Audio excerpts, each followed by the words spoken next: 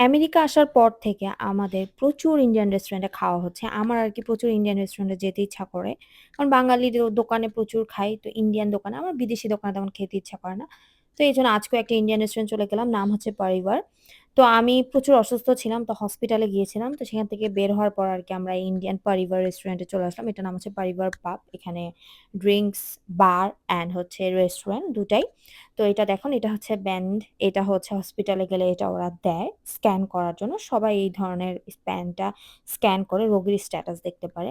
তো এটা হচ্ছে পানিপুরি। এটা ছিল $৮। এখানে $৮ ওরা ১০ পিস দিয়েছে। তারপর নিয়েছিলাম হচ্ছে rice with Kashmiri chicken curry. Sorry, এটা হচ্ছে শ্রিম্প কারি।